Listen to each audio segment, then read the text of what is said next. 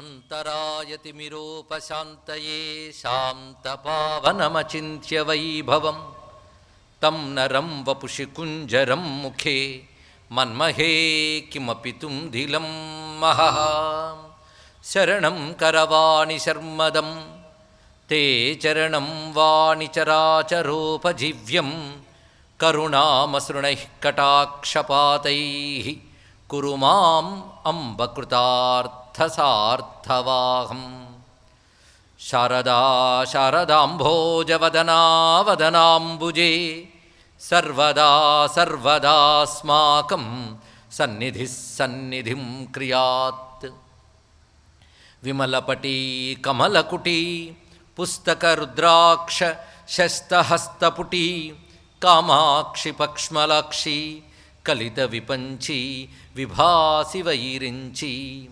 వాగర్థావివ సంపృప్తౌ వాగర్థ ప్రతిపత్తయే జగతః పితరౌ వందే పార్వతీ పరమేశ్వరౌ గురవే సర్వలోకానాం భిషజే భవరోగిణాం నిధయే సర్వవిద్యానాం దక్షిణామూర్తయే నమః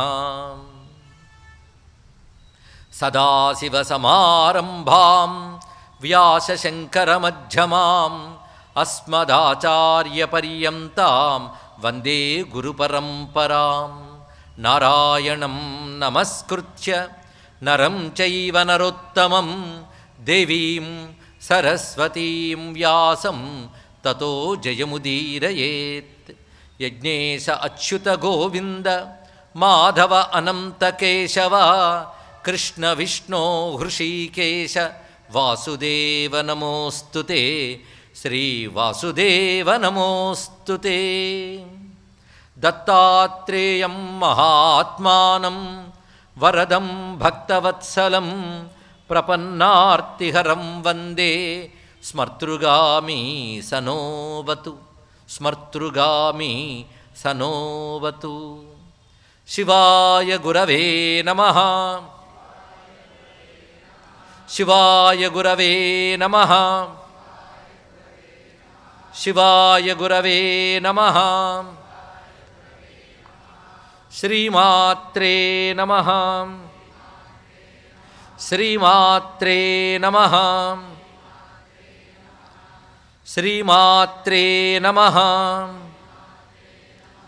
శ్రీ విష్ణురూపాయ నమః శివాయ.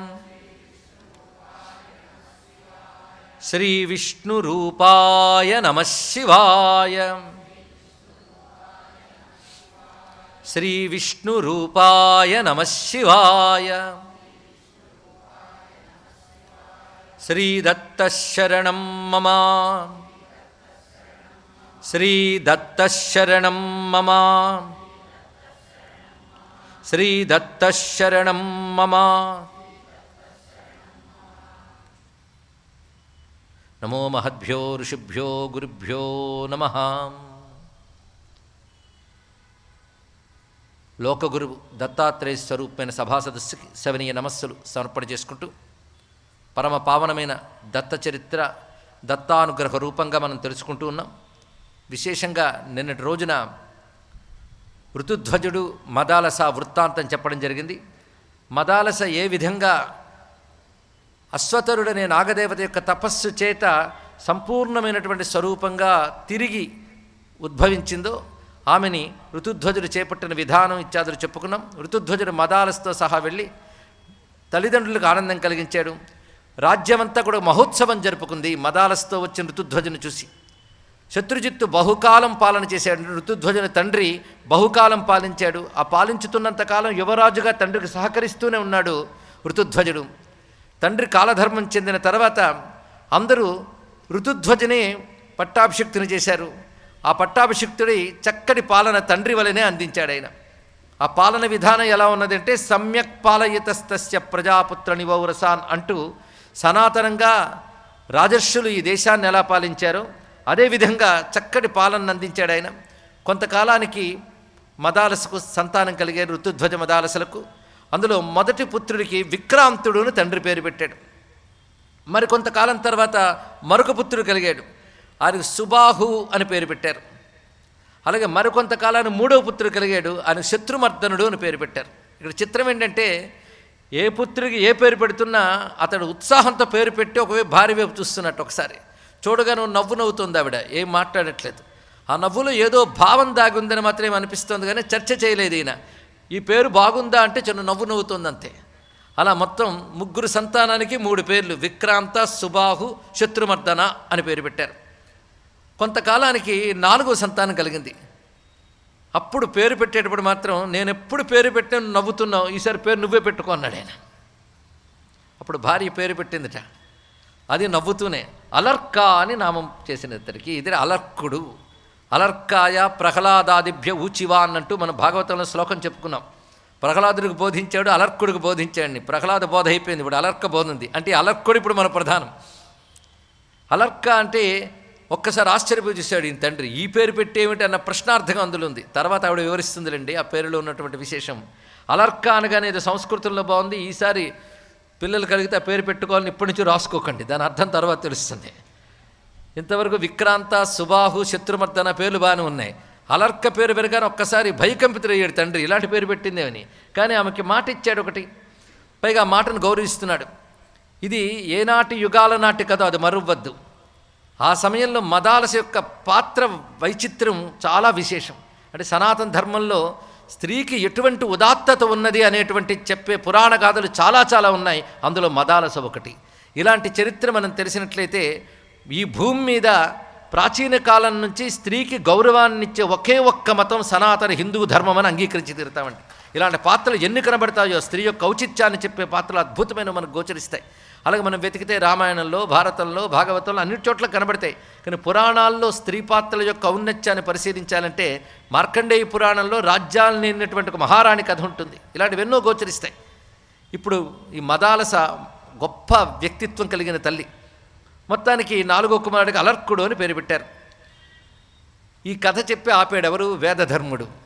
వేదధర్ముడు ఈ కథ చెప్తూ ఉన్నాడు. వేదధర్ముడు దీపకుడికి ఎలా చెప్తున్నాడు అంటే సుమతి తన తండ్రికి చెప్తున్నాడని చెప్పాడు. నేను మనం మరువద్దు, పితాపుత్ర సంవాదంలో వస్తుంది ఇక్కడ. ఆ సుమతి చెప్తున్నాడని చెప్పి వేదధర్ముడు సందీపకుడికి చెప్తూ ఉన్నటువంటి విషయం. ఇక్కడ ఇలా చెప్పి ఎప్పుడైతే ఆపాడో అప్పుడు తర్వాత అడుగుతూ ఉన్నాడు మహానుభావుడు దీపకుడు, విశ్వేశ్వర ప్రసాదాద్యా లబ్ధా నాగేన కన్యక సామాన్యాన భవేత్సాహి మృత్యుంజయవచో యథా. మొత్తానికి మదాలస సామాన్యురాలు కాదు, అది విశ్వేశ్వరుని యొక్క ప్రసాదం చేత నాగరాజుకు కుమార్తెగా లభించినటువంటిది. పైగా మృత్యుంజయుడు వాక్కు అమోఘం కదా. ఎందుకంటే నిన్న మనం చెప్పుకున్న యోగిని యోగమాతాచ బ్రహ్మ విద్యాపరాయణ, అది మదాలస యొక్క వ్యక్తిత్వం.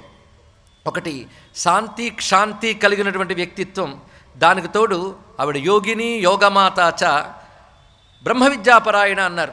అటువంటి ఆమె ఎందుకు ఈ పేరు పెట్టింది, తర్వాత ఏం చేసింది అనేది తెలుసుకోవాలన్న కుతూహలాన్ని శిష్యుడు తెలియజేశాడు. గురువు అప్పుడప్పుడు ఎందుకు విరామం ఇస్తాడంటే శిష్యుడి శ్రద్ధ ఎలా ఉందో పరిశీలించడానికి. ఇంకా అయిపోయింది కదండి అని చూడకుండా ఉత్సాహంతో వింటూ ఉన్నాడు అతను. చరితం శృతమిచ్చామి ప్రసీద ద్విజసత్తమా, నాకు ఆ చరిత్రను ఇంకా వినాలనుంది చెప్పు అంటే, ఆ విక్రాంతుడు కలిగినప్పుడు ఆ తల్లి ఉయ్యాలలో ఆ విక్రాంతుడిని ఊపుతూ పాడిన జోలపాట ఒకటి ఉందయ్యా చెప్తున్నాను అన్నాడు. అసలు ఈ జోలపాటకు వ్యాఖ్యానించుకుంటే ఒక 2 రోజులు గడుస్తుంది. ఈ జోలపాట అంతా బోధే. నిన్ననే మనం చెప్పుకున్నాం, ఇది టఫ్ సబ్జెక్ట్ అయినా ఇది జ్ఞానం కోసమే, జ్ఞానార్థులకు మాత్రం పనికొచ్చేటువంటి గొప్ప విషయం. ఎందుకంటే దత్తుడు అంటేనే జ్ఞానం చెప్పడానికి వచ్చాడు. జ్ఞానం చెప్పే వరకు ఊరుకోడు ఆయన, జ్ఞానం అందుకునే వరకు ఊరుకోడు. అందుకే కథలు అనేటువంటి కోశముల లోపల జ్ఞానమనే అమృతాన్ని నింపి ఉంచాడు మహానుభావుడు. అందుకే ప్రతి బోధ, ప్రతి ఉపదేశం, ఎందుకంటే యోగాదేశకరో విభు అని దత్తాత్రేయుని యొక్క నామాల్లో ప్రధాన నామాలు 2 ఉన్నాయి. అని యోగాదేశకరుడు, యోగమని ఆదేశించడానికే అవతరించిన మహానుభావుడు. ఆదేశమన్నా ఉపదేశమన్నా కూడా బోధ కిందకి వస్తున్నది, కానీ యోగాన్ని బోధించడానికి వచ్చాడు. అందుకే దత్తాత్రేయ చరిత్రలో మదాలస విక్రాంతుడిని ఉయ్యాలూపుతూ పాడుతున్నటువంటి అద్భుతమైనటువంటి మదాలస విక్రాంతుడిని ఉయ్యాలూపుతూ పాడుతున్నటువంటి పాట. శుద్ధోసి రే బాల నతేస్తి నామా కృతం హి వై కల్పనయాధునైవ పంచాత్మకం దేహమిదన్నతేస్తి త్వంచాస్య రే రోదిషి కస్య హేతోః. మొత్తం పుత్రుల పేర్లని చెప్పిన తర్వాత మొదటి పుత్రుడిని ఉయ్యాల్లో పెట్టి ఎలా ఊపుతున్నదో అనే జోలపాట చెప్తున్నారు. ఈ జోలపాట విశేషం ఏంటంటే, ఏడుస్తుంటారు పిల్లలు సహజంగా, చిన్నపిల్లలు కదా, పసిపిల్లలు ఏడుస్తారు. సహజంగా ఏడుస్తూ ఉంటే, ఎందుకురా ఏడుస్తావు రే బాలా, ఎందుకు ఏడుస్తున్నావు, రే రోదిషి కస్య హేతోహో, ఏ కారణం చేత ఏడుస్తున్నావు నువ్వు, అసలు ఏడవడానికి కారణమేమున్నది, ఈ దేహం చూసి ఏడుస్తున్నావా, ఆ దేహం నువ్వు కాదు, పంచాత్మకం దేహమిదన్నతేస్తి, పంచభూత వికారమైనటువంటి దేహం నువ్వు కాదు. నీ పేరుంటావా, ఈ పేరు పట్టుకుని ఈ దేహం, ఈ రెండే కదా నువ్వు. ఆ పేరు కల్పనయా అధునైవ కృతం, నీ కల్పించబడి పెట్టబడింది, కానీ ఆ పేరు కూడా నీది కాదు. అంటే ఏ రూపమో ఏ నామముందో ఆ రెండు నువ్వు కావు. అంటే వేదాంత విద్య ఏదో వృద్ధులయ్యేకి తెలుసుకోవచ్చు అని మనం సిద్ధాంతం చేసేసుకున్నాం. అందుకే సరియైన వయస్సులో వేదాంతం వినబడితే వినకూడనట్టు ఆమదం తాగినట్టు ముఖం పెట్టేవాళ్ళు కూడా ఉంటారండి ఇక్కడ. అలాంటిది పసిపిల్లాడికి ఉయ్యాలూపుతూ ఉగ్గుపాలతో వేదాంత విద్య బోధించిన తల్లి మదాలస. కానీ బ్రహ్మ విద్య ఎప్పుడు నేర్చుకోవాలి, అది నిన్ననే మనం చెప్పుకున్న పితాపుత్ర సంవాదంలో, గ్రహించగలిగి బుద్ధి వికసిస్తున్న దగ్గర నుంచి నేర్చుకోవాలి. అసలు పాటలాగా నేర్పేసిందండి మొత్తం. అలా పాటగా పట్టి పట్టి పట్టి జ్ఞానం అందుకుంది. భారతీయ సంస్కృతిలో అది గొప్ప విశేషం. అనేక జానపద గీతాల్లో కూడా వేదాంతాన్ని బాల్యం నుంచి శ్రమజీవుల నుంచి పాడుకునేటువంటి సంస్కృతి మనకు పరంపరగానే ఉన్నది. ఎందుకంటే జీవుడు దానితోనే తరిస్తాడు గనక. శుద్ధోసి రే బాల, ప్రారంభమే గొప్పగా చేస్తున్నది ఇక్కడ. నీ అసలు స్వరూపం శుద్ధము, శుద్ధం బుద్ధం అపాప విద్ధం అని ఉపనిషత్తు చెప్తున్నది ఇక్కడ. శుద్ధం అంటే నిర్మలమైనటువంటిది, పైగా బుద్ధం అంటే కేవల చిత్స్వరూపం, చైతన్యము, జ్ఞానస్వరూపమైనటువంటిది. అపాప విద్ధం, ఏ దోషము లేనిది నీ స్వరూపము.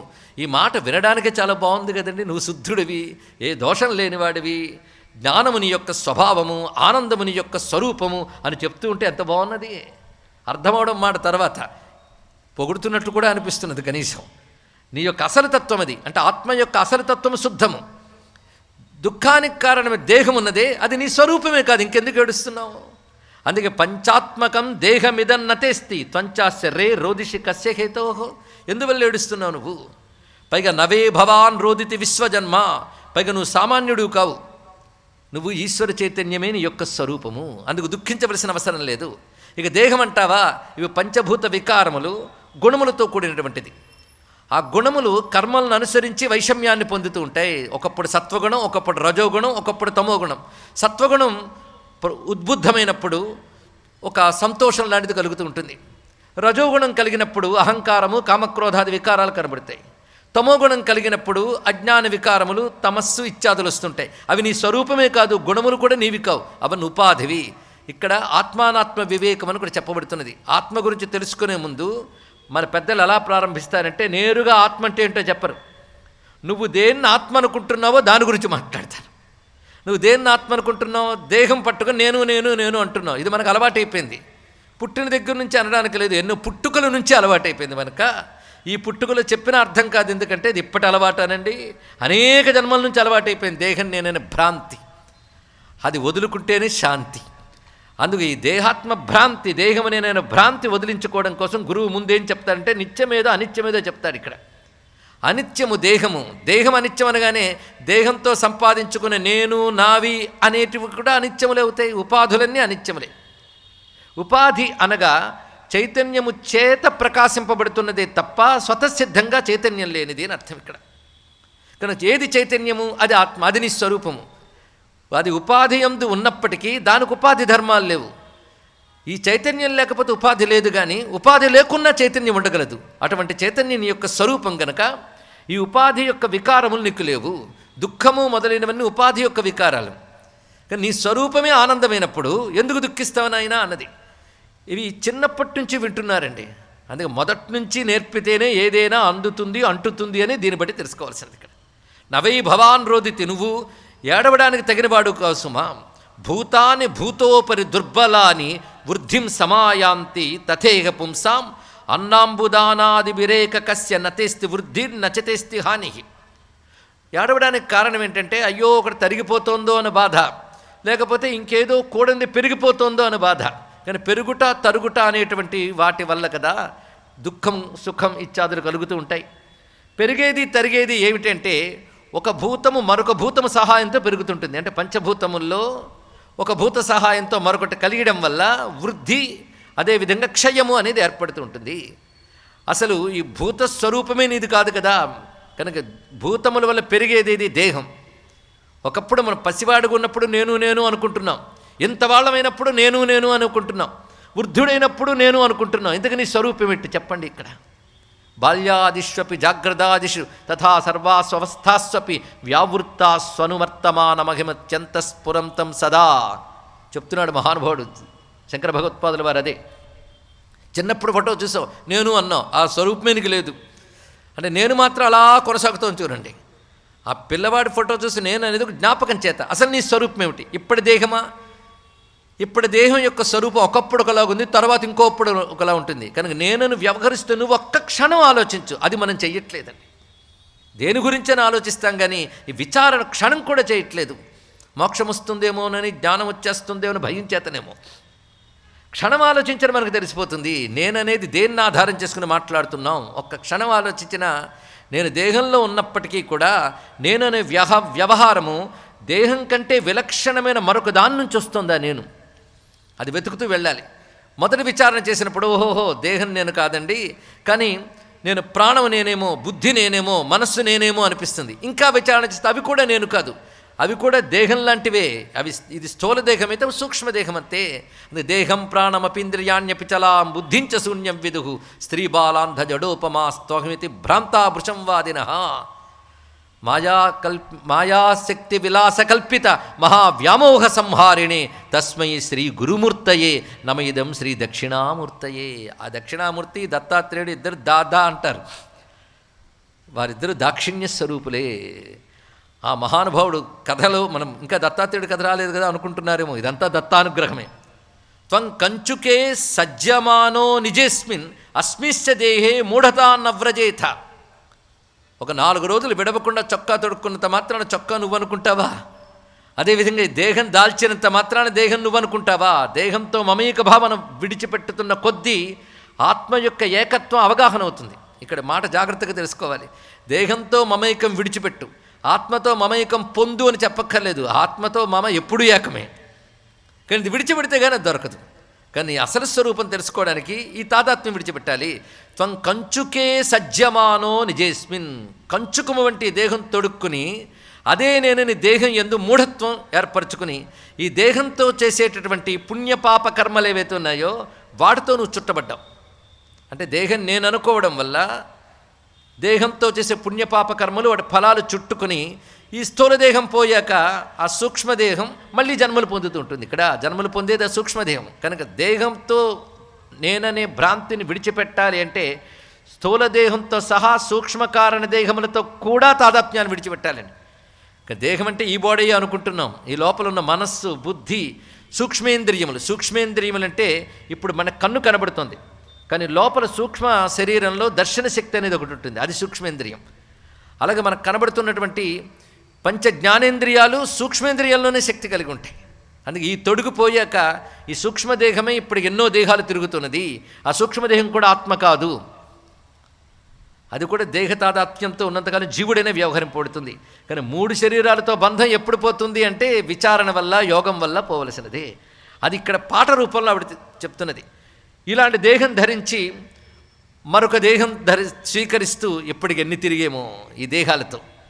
ఒకప్పుడు తండ్రి అని, ఒకప్పుడు కొడుకని, ఒకప్పుడు తల్లి అని, తమ్ముడని, వీడు నావాడని, వీడు పైవాడని రకరకాల సంబంధాలు ఈ దేహం వల్ల ఏర్పడినవే. ఇవన్నీ భూతముల కలయిక చేత ఏర్పడుతున్నది. ఈ సంబంధాలేవి నీకు లేవు. నీవి ఈ సంబంధాల కంటే విలక్షణమైన వాడువు. దుఃఖంచ దుఃఖోపశమం సమాయ భోగాయ జానాతి విమూఢచేతాః. మూర్ఖులు అంటే వేదాంత భాషలో ఆత్మజ్ఞానం తెలియని వారు అంతే. ఇక్కడ అంతేగాని పాండిత్యం లేదా, నాకు డిగ్రీలు లేవా, నాకు సర్టిఫికేట్లు లేవా, నన్ను మూర్ఖుడు అంటావేమిటి అంటే వేదాంతం మాత్రం మూర్ఖుడే ఉంటుంది. ఇక్కడ బ్రహ్మజ్ఞానం వచ్చే వరకు అందరూ అవిద్యాగ్రస్తులే. వాడు 2 భాష తెలుసు, విద్య అవిద్య. జ్ఞానం అనగా బ్రహ్మజ్ఞానం, అది కానదంతా అవిద్య. అందుకే అవిద్య అంటే ఏమిటి అంటే ఉపనిషత్తుల్లోనే చెప్తున్నాడు. వేదము కూడా అవిద్య కిందే చెప్పారు ఇక్కడ. ఎందుకు అవిద్య అని చెప్పారంటే దేహం నేను అనుకున్నవాడే కర్మాదులు చేయాలి కనుక అది కర్మ సంబంధమైన విద్య అంతా కూడా అవిద్య కిందకు వస్తుంది. అయితే వ్యర్థం కదండి అంటే వ్యర్థం కాదు. అవిద్యయా మృత్యుం తీర్త్వా విద్యయా అమృతమస్తునతి అని చెప్పారు ఇక్కడ. నీకు అవిద్య అనగా నిన్న ఒక నిర్వచనం చెప్పాం, ఎవరైనా చెప్పగలరా? శ్రద్ధగా విన్నవాళ్ళు చెప్పగలరు. అవిద్య అనగా అధ్యాస, అది పదం. భగవత్పాలు వారు దీన్నే ప్రస్తావన చేశారు. అధ్యాస అంటే తాను కాని దానిని తాను అనుకొనుట, ఇది అవిద్య. కానీ దేహం నేను అనుకోవడం అనేటటువంటి అలవాటు అవిద్యలో భాగమే. అది ఉన్నవారంతా దాని కిందనే ఉన్నట్లు. గొప్ప గొప్ప విచారణశీలురైనా పరోక్ష జ్ఞానం పొందగలరేమో కానీ అధ్యాసను వదలడం మహాకష్టం. అందుకే అది పశ్వాదభిరవిశేషాహ అంటారు మహానుభావుడు శంకర భగవత్పాలు వారు. మహామహా పండితులు కూడా పశువుల కంటే తేడా ఏం లేదులే అన్నాడు ఆయన. విద్యా విషయం వచ్చేటప్పటికల్లా అందుకంత సామాన్యమైన అంశం కాదు ఇక్కడ. దుఃఖంచ దుఃఖోపశమం, ప్రతివాడు చేస్తున్నది ఏంటంటే విమూఢ చేతాహ, అధ్యాస చేత అవిద్య చేత దుఃఖాలను పోగొట్టుకోవడం కోసం, సుఖాలను పోగు చేసుకోవడం కోసం ప్రయత్నిస్తూ ఉంటాడు. ప్రతివాడు చేసే పని ఏమైనా అదే కదా, ఇంకోటి ఏమైనా ఉన్నదా? దుఃఖాలు పోగొట్టుకోవాలి. దుఃఖోపశమం అంటే దుఃఖములు పోగొట్టుకొనుట, శమాయ భోగాయ సుఖాలు అనుభవించుట, వీటి కోసమే ప్రయత్నం చేస్తాడు. ఇంత ప్రయత్నం చేసినా దుఃఖం తొలగించుకోవాలని ప్రయత్నిస్తున్నా దుఃఖం వస్తూనే ఉంది. సుఖాలు కావాలనుకుంటున్నా అవి రాకుండా ఉంటున్నాయి, అప్పుడప్పుడు వస్తూ ఉంటాయి. కేవల దుఃఖం ఎవడికుండదు, కేవల సుఖం ఎవడికుండదు. ఇది తెలుసుకోండి. ఈ లోకం పేరే శోభ. సా ఉభా శోభ నమ శోభ్యాయచ అని రుద్రంలో మనం చెప్పుకుంటున్నాం. రెండు కలిసే ఉంటాయి. అందుకే తాన్యేవ దుఃఖాన్ని పునఃసుఖాన్ని జానాతి విద్వాన విమూఢ చేతాహ. కనుక మనం ఇది సుఖమని ఇది దుఃఖమని అంటాం. కానీ వివేకవంతులు ఏంటంటారంటే ఈ రెండూ కూడా దుఃఖములే అంటారు ఇక్కడ. అది తెలుసుకో అన్నారు ఇక్కడ. మూఢులు దుఃఖమిదని సుఖమిది అని అనుకుంటూ దుఃఖాన్ని పోగొట్టుకునే ప్రయత్నం, సుఖాలు పోగు చేసుకునే ప్రయత్నం చేస్తుంటారు. వివేకవంతులు ఇక్కడ పైన విమూఢ చేతాహ అని పదం వేశారు, తర్వాత అవిమూఢ చేతాహ అని మాట వేశారు. అంటే మూర్ఖత్వం లేనటువంటి వారు, జ్ఞానం కలిగినటువంటి వారు ఈ దుఃఖము సుఖము కూడాను దుఃఖము కిందే లెక్క కడతారు. ఎందుకంటే సుఖం ఎప్పుడు కలుగుతుందో అప్పుడు తెలుసుకోవాల్సింది, సుఖం పొందుతున్న ప్రతివాడికి కూడా ఇది ఎక్కువ కాలం ఉంటుందో లేదో అని భయం ఉంటూనే ఉంటుందండి. ఇక్కడ సుఖంతో అది అంతర్లీనం ఉంటుంది దుఃఖం. అదేవిధంగా తప్పకుండా సుఖభోగం కొంతకాలం క్షయమైపోవడం మనం చూస్తూనే ఉంటాం. ఆఖరికి అది క్షయమవుతుందో లేదో కానీ మనం క్షయమైపోతాం. అది జరుగుతున్నది. అంతేకాదు మళ్ళీ ఆ వాసనల చేత మళ్ళీ పుడుతున్నాం. కానీ మళ్ళీ పుట్టుక కారణమైన సుఖం కూడా దుఃఖం కిందకి వస్తున్నది కదా అన్నాడు ఇక్కడ. కానీ కర్మలతో నువ్వు లోక విషయముల ద్వారా, ఇది విషయములతో ఆశ్రయించుకున్న సుఖ దుఃఖాలు తప్పకుండా జన్మలనిస్తాయి. అది ఆత్మను ఆశ్రయించుకున్న సుఖం కాదు కదా, విషయాలను ఆశ్రయించుకున్నది. అందుకే తప్పకుండా జన్మనిస్తుంది సుమా అని ఇత్యాది గీతాలు పాడిందండి ఆ తల్లి. అంటే దేహాత్మ భ్రాంతి విడిచిపెట్టు, నీ స్వరూపం శుద్ధమైనది, నిర్మలమైనది, అది శాంతమైనది, అదే సత్యమైనది, శాశ్వతమైనది. అశాశ్వతమైన దేహం నువ్వు కావు, శాశ్వతమైన ఆత్మవు నువ్వు. ముందుగా ఆధ్యాత్మిక జ్ఞానం ఇచ్చే గొప్ప అభయం ఏంటో తెలుసా? నువ్వు చచ్చిపోవురా నాయనా, ఎప్పుడు ఉంటావని చెప్తుంది. అంతకంటే ఇంకేం కావాలండి ఇక్కడ. ఎప్పుడు ఉంటావు నువ్వు, ఎప్పుడు ఉంటావంటే బాడీతోనా అంటే బాడీ ఎప్పుడూ ఒకలాగా ఉండదు. ఎప్పుడు ఎలా ఉంటుందండి? బాల్యంలాగా యవ్వనం లేదు, యవ్వనంలా వార్ధక్యం లేదు. అటువంటిప్పుడు ఏ బాడీ ఎక్కువ కాలం ఉండాలి? అందుకే భాగవతంలో కూడా ఏడుస్తూ ఉంటే ఒకరు పోయారని అప్పుడు గురువుగారు వచ్చి చెప్తారు, తిరిగి బతికిస్తాను కానీ ఏ వయస్సులో ఉన్నవాడు కావాలి నీకు అడుగుతాడు ఇక్కడ. ఆ వయస్సులో ఇస్తే ఆ వయస్సు అలా ఉంటాడా, మెయింటైన్ అవుతుందో, అది లేదు. మళ్ళీ ఇది ఆలోచించవలసింది. అందుకు చచ్చిపోయి మారిపోయే శరీరం నువ్వు కావు, చావని మారని శాశ్వతమైన కేవల ఆనంద స్వరూపమైన చైతన్య స్వరూపమైనటువంటి ఆత్మవే నువ్వు అనేది గొప్ప బోధ అండి. ఇది నిరంతరం విచారణ చేసుకోవాలి. ఈ విచారణ రెండు విధాలుగా వస్తుంటుంది. ఇటువంటి స్వరూపం నాది అంటుంటే దేహం మళ్ళీ వచ్చి ఇది నేను అంటూ అలవాటు వల్ల అనిపిస్తుంది. అనిపించగానే ఇది అనాత్మ అని తొలగించాలి, ఇది ఆత్మ అని పట్టుకోగలగాలి. కానీ అనాత్మభావం మనస్సు మీద పడుతున్న ప్రతిసారి తొలగిస్తూ ఉండాలండి. ఇదంత తేలిక కాదు. ఇసుకలో గొయ్యి తవ్వడం అంత కష్టం. ఇసుకలో గొయ్యి తవ్వండి, ఆ ఇసుక పడిపోతూనే ఉంటుంది. అలాగే నిరంతరం ఈ ఆత్మానాత్మ వివేకం చేసుకుని ఇది అనాత్మాను తొలగించేది ఆత్మని తెలుసుకోవడం కూడా అంత కష్టమే. కానీ ఇతర సహాయములు చాలా అవసరం.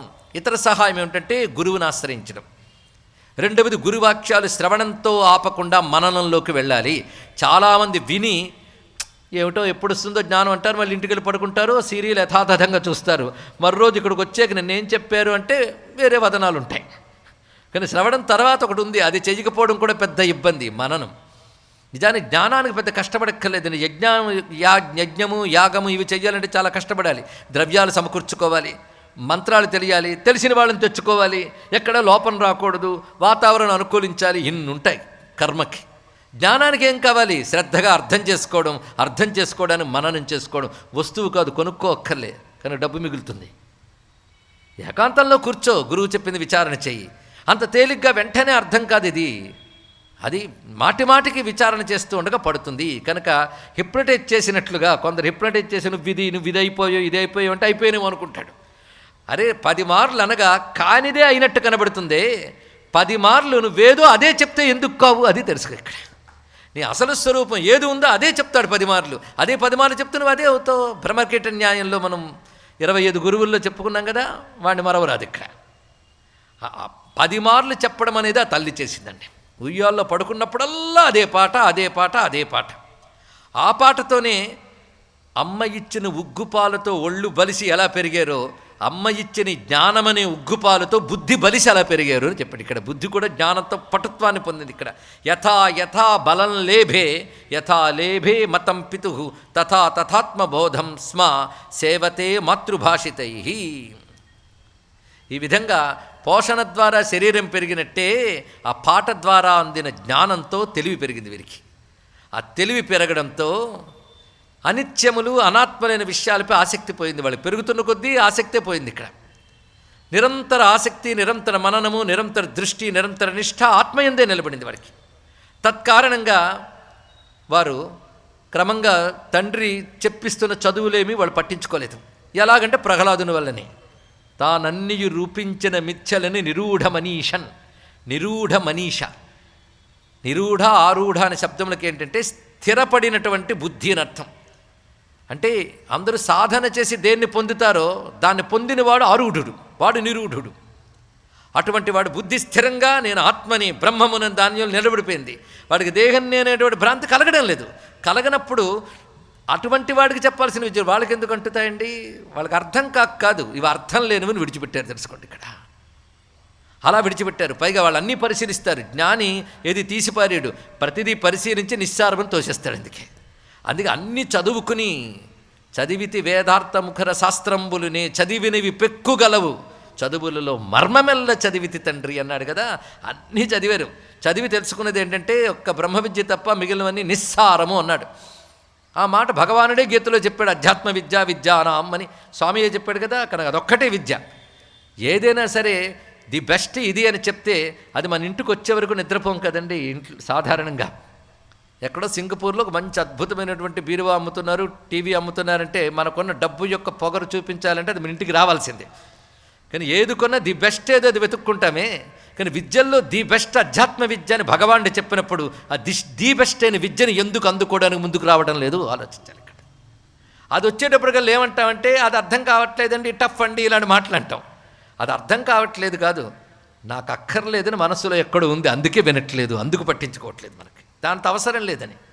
కానీ ది బెస్ట్ అని భగవంతుని సర్టిఫికేట్ ఇచ్చాడు.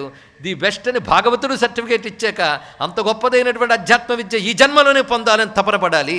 తపన పడితే ఏదో జన్మలో పొందుతాం. ఆ తపన ఇప్పుడు మొదలవ్వాలి. అది మొదలవడం కోసమే దత్తులు వారు ఇంత చక్కగా ఏర్పాటు చేసి మనకు చెప్తున్నాడు అనుకుందాం. విశేషించి వీరు మనసా జగృహుకించిత్ కేవలం పాఠభాగిన నచ రాజ్ఞోపదిష్టంతే తథైవాచార్య సత్తమై. ఆ రాజు ఆచార్యుల్ని పెట్టి చెప్పించిన ఏవైతే లోకనీతి శాస్త్రములు ఉన్నాయో, ధర్మ అర్థ కామములకు సంబంధించిన శాస్త్రాలు అవన్నీ చెప్తున్నా వాళ్ళు అది విన్నారే తప్ప వాటిపై ఉపేక్షాభావాన్నే పట్టి ఉన్నారు. మొత్తానికి వారి స్థితి ఎలా ఉందంటే సత్యం చైతన్యమాత్రం హి స్వరూపం బ్రహ్మ నిర్గుణం. మనకి వేదాంతం నిజంగా రుచిస్తుందా లేదా అనడానికి మనల్ని మనమే పరిశీలించుకోవాల్సిన అంశం ఉందండి. అది వేరే గ్రంథాంతరాల్లో చెప్పబడుతుంది.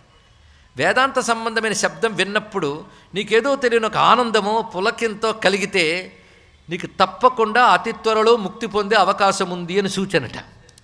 పదాల మీద ఆత్మకు సంబంధించి బ్రహ్మమునకు సంబంధించిన ఏది చెప్పినా ఒక తెలియని ఆసక్తి కలుగుతుంది. వాడికి అర్థమైనా అర్థం కాకపోయినా ఒక ఆసక్తి కలుగుతుంది. అది కలిగిందంటే వాడికి బ్రహ్మజ్ఞానం తెలుసుకునే ఆ శక్తి ఉన్నట్లే. అది ఇక్కడ సత్యం చైతన్య మాత్రం హి స్వరూపం బ్రహ్మ నిర్గుణం. తన స్వరూపం ఏమిటో స్పష్టంగా తెలుసు. స్వరూపం అంటే యథాస్థితి, తానేమిటి అనే దానిలో ఫలానా శాస్త్రంలో ఉపనిషత్తులో ఈ కొటేషను మరొకదానిలో ఆ కొటేషను కాదు, తానేమిటో తనకు స్ఫుటంగా తెలుసు ఆ మహానుభావుడికి, విక్రాంతుడికి. ఏమని? స్వరూపం సత్యం చైతన్య మాత్రం. ఈ మాత్రం ఎందుకు పెట్టాడు అంటే, ఇప్పుడు మాత్రం మనం చైతన్యం కాదా? ఇప్పుడు కూడా మనం చైతన్యంతోనే ఉన్నాం, లేకపోతే జడులమా అండి? ఇక్కడ కూర్చున్నాం కదా అంటే చైతన్యంతోనే వచ్చాం కదా, చైతన్యంతోనే కళ్ళు విచ్చి ఉంటున్నాం కదా. మీరు ఇలా వేదాంతం చెప్తుంటే చైతన్యంతోనే నిద్రపోతాం కదా మేము. అప్పుడు చైతన్యం ఉంటుంది. చైతన్యం ఎక్కడికి పోతుందయ్యా అంటే, చైతన్యం ఎప్పుడు ఉంటుంది. కానీ చైతన్యం మాత్రం అని ఎందుకు అన్నాడు అంటే, జడమైన శరీరాన్ని చైతన్యాన్ని కలిపి చూస్తున్నాం ఇప్పుడు.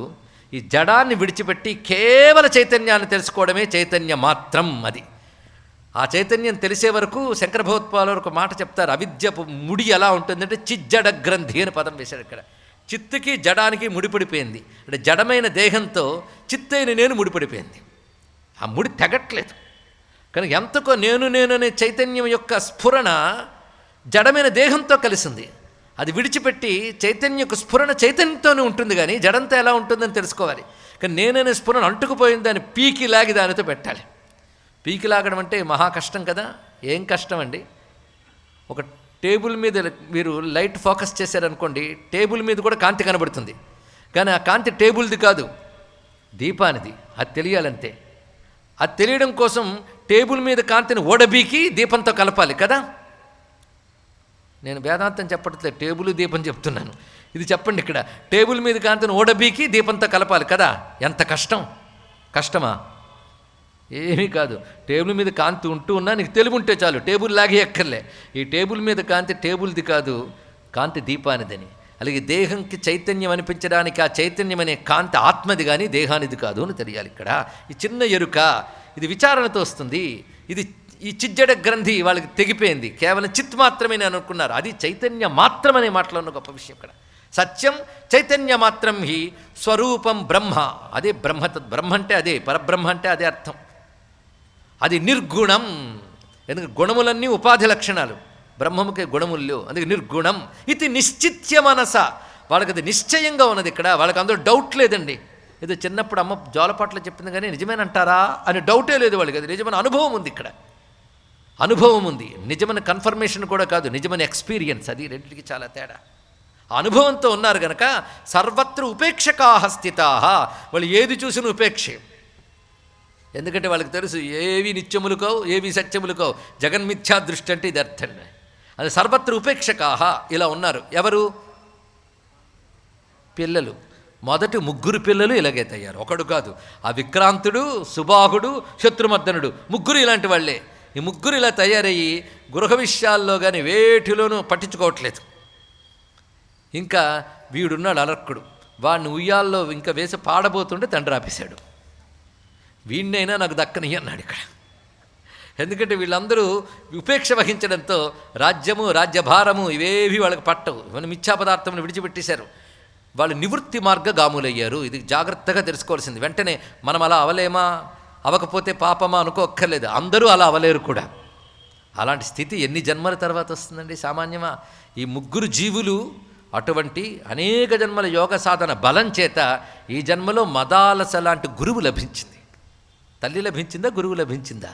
తల్లే గురువుగా లభించింది. అది ఆ తల్లి ఇచ్చిన జ్ఞానం వాళ్ళ పూర్వజన్మ సంస్కార సాధన విశేషం చేత ఇప్పుడు పండింది. అది ఆ ముగ్గురు జీవులకి పరిమితి అయిపోయింది. ఇక నాలుగో వాడి విషయం వచ్చినప్పటికీ అసలు ఏకాంతంలో ముందు పేరు పెట్టినప్పుడు పెట్టించేశాడు, కానీ ఏకాంతంలో భార్యతో అంటున్నాడు. అసలు భార్యాభర్తల మధ్య అనుబంధం ఎలా ఉంటుందనేది కూడా పురాణాల్లో చూడాలండి.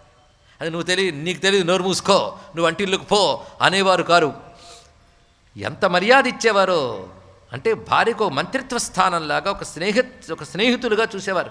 భార్య దైవకృత సఖ అని మహానుభావుడు ధర్మరాజు చెప్తాడు యక్షుడితో.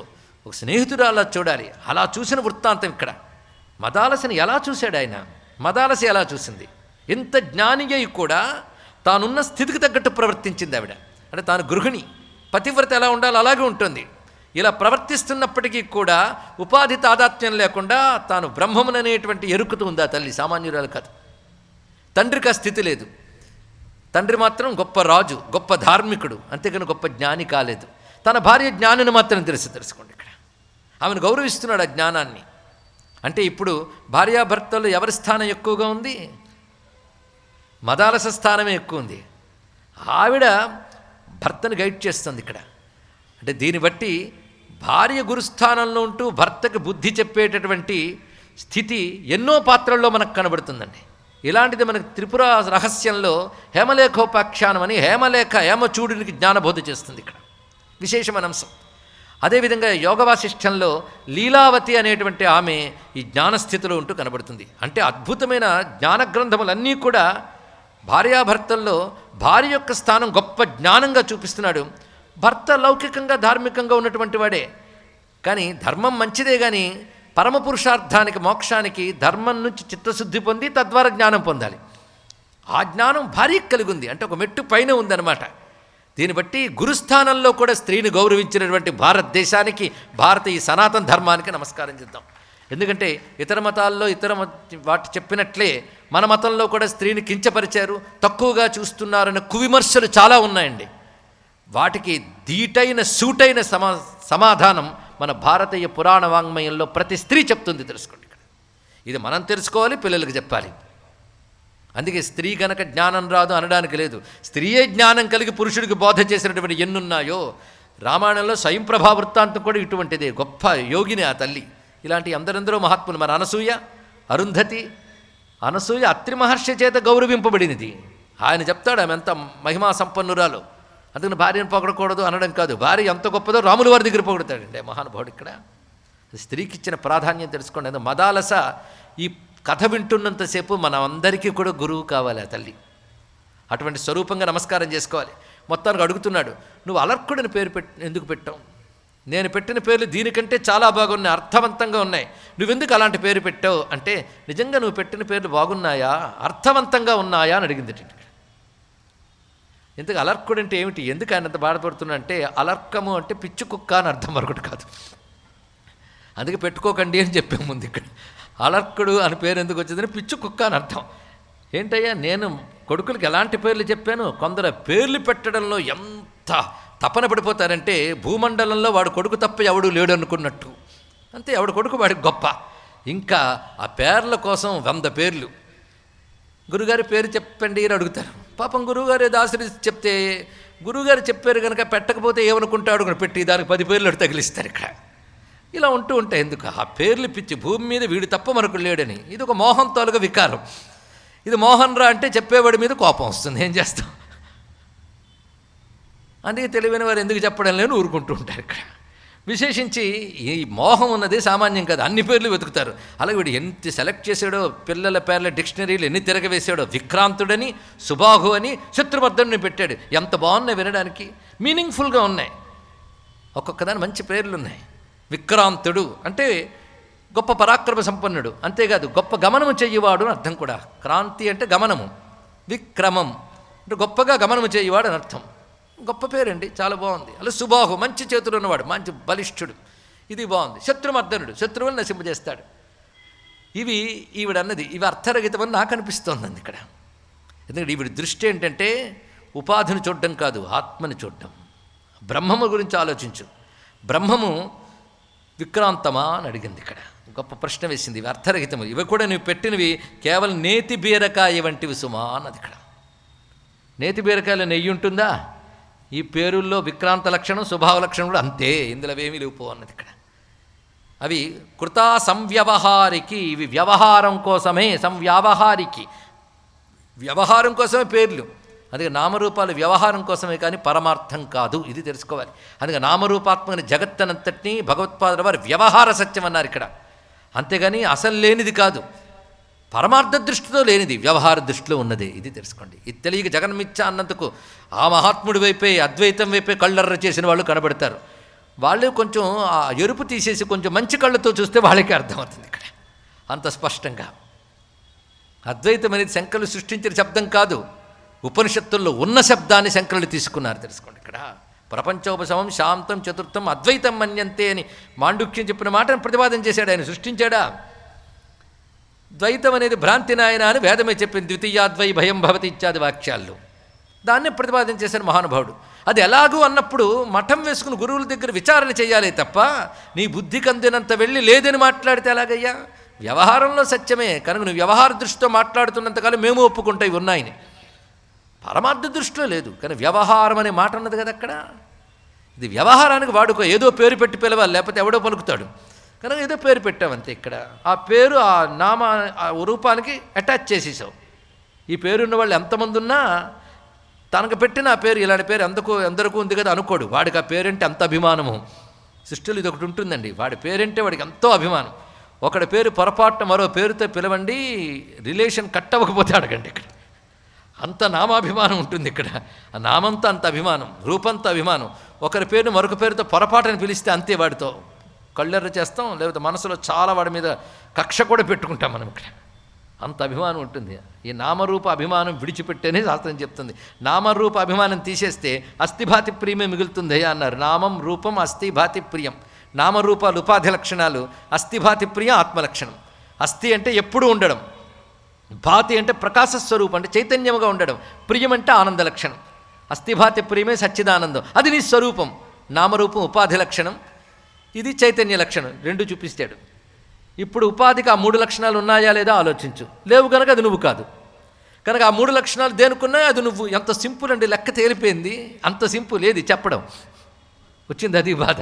చెప్పడం చాలా సులభం, అది విచారణలోకి తెచ్చుకోవాలి. అంటే సులభమైనదే మనం విచారించలేకపోతున్నాం. చూడండి, అసలు కాంప్లికేషన్ అంతా జగత్తే. దీనికి అనేకత్వం ఉంది కనుక, ఏ కాంప్లికేషన్ లేనిది అదే ఏకత్వం కనుక ఎంత బాగుంది. కానీ ఈ కాంప్లికేషన్ సత్యమని కాంప్లికేటెడ్ అయిపోతున్నాం, జన్మల్లో పడిపోతున్నాం. ఇక్కడ సింపుల్, అందుకే సూక్ష్మంలో మోక్షం ఉంది, కానీ సూక్ష్మం పట్టుకోలేకపోతున్నాం మనం ఇక్కడ. అంత అందమైనటువంటి విశేషం ఇక్కడ. అందుకే నువ్వు విక్రాంతుడు అని పేరు పెట్టావు కదా, ఆ పేరు ఎలా సరిపోతుందో చెప్పు. అంతటా గమనము చేయగలదు అంటే ఇక్కడి నుంచి అక్కడికి వెళితే కదా గమనం. అంటే ఇక్కడి నుంచి గమనం చేశాడు అంటే అక్కడ ముందు లేడని కదా అర్థం. కానీ ఇక్కడి నుంచి అక్కడికి వెళ్ళాడు అంటే అక్కడ లేడు కనుక వెళ్ళాడు. ఆత్మ అనేది సర్వవ్యాపకం, దేహం అనే పరిధులు ఇమ్మడదు. అది సర్వవ్యాపకమైనది బ్రహ్మము. సర్వవ్యాపకమైన బ్రహ్మము నీ స్వరూపమైనప్పుడు సర్వవ్యాపకమైనది ఎక్కడికి వెళుతుంది? ఇక్కడి నుంచి అక్కడికి వెళ్ళింది అంటే అక్కడ లేదని అర్థం. లేదు అంటే సర్వవ్యాపకం ఎలా అవుతుంది? కనుక విక్రాంతుడు అంటే గొప్ప గమనము కలవాడు అన్నప్పుడు ఆత్మ గమనం చేయదు. పోనీ దేహం గమనం చేస్తుందా? దేహం తనంత తాను గమనం చేయలేదు. గొప్ప విషయం ఇక్కడ. చైతన్యమే లేకపోతే దేహం గమనం చేయలేదు.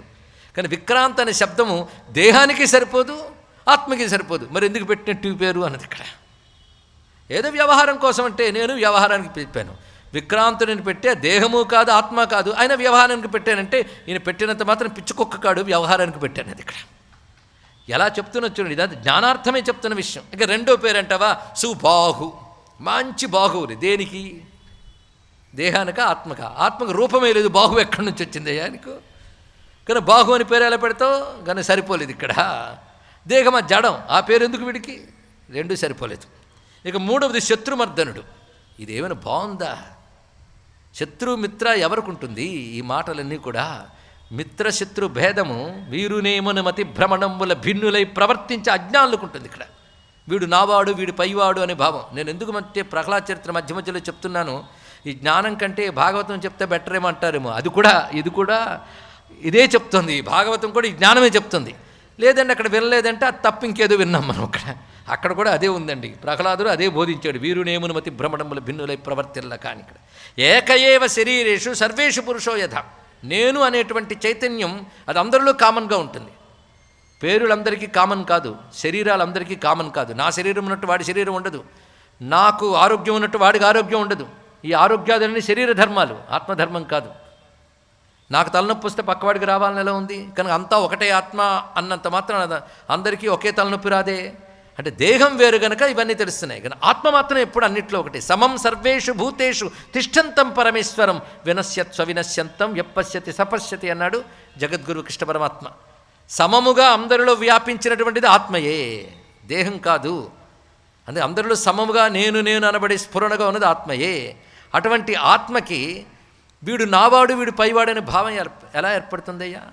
ఎవరికైతే బ్రహ్మదృష్టి ఆత్మదృష్టి ఉంటుందో వాడు ఒకరు నావాడని ఒకడు పైవాడని భేదం ఏర్పడదు.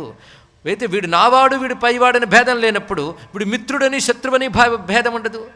ఆ మిత్రశత్రు భేదమే లేనప్పుడు శత్రుమర్దనుడని పేరు ఎలా సరిపోతుంది? అది కూడా తప్పే సుమా అన్నాడు ఇక్కడ.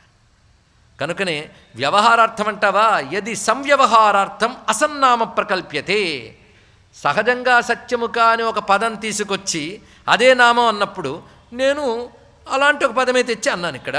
నామ్ని కస్మాద్ అలర్కాక్షే నైరథ్యం భవతో మతం. కనుక వ్యవహారానికి పెట్టుకుంటే ఏ పేరైనా ఒక్కటే. అక్కడ విక్రాంతుడెంతో ఇక్కడ అలర్కుడంతే అనగానే ఈమె జ్ఞానాన్ని గౌరవించి ఊరుకున్నాడు మహానుభావుడు. ఇక్కడ మొత్తానికి మళ్ళీ ఉయ్యాల్లో వేసింది పిల్లాడిని, 4వ వాడిని. వెయ్యగానే వచ్చి అంటున్నాడు, ఇదిగో నువ్వు ఆ ముగ్గురిని ఎలా చేసేవో వీడిని మాత్రం అలా చెయ్యకు, వీడి కొంచెం ప్రవృత్తి మార్గం వైపు తిప్పు అన్నది. ఇక్కడ చాలా జాగ్రత్తగా తెలుసుకోవాల్సిన విషయం ఉన్నాయి. ఈ కథలో మన యొక్క తాహతు బట్టి బోధ, అందరికీ ఒక బోధ ఎప్పుడూ కాదు, తాహతు బట్టి బోధ. అందుకే గొప్ప గొప్ప జ్ఞాని అయినప్పటికీ కూడా విషయం చెప్పేటప్పుడు కొందరికి ధర్మమే చెప్తాడు. గొప్ప బ్రహ్మజ్ఞాని దగ్గరికి వెళ్ళి మీరు ఏదో కష్టాలు ఉన్నారని చెప్పుకోండి, ఫలానా గుడికెళ్ళి ప్రదక్షిణ చేయమనే చెప్తాడు. మరెవడు ఒక జిజ్ఞాస వస్తే ఈ కర్మలు కాండలను విడిచిపెట్టి విచారణ చెయ్యయ్యా అని చెప్తాడు.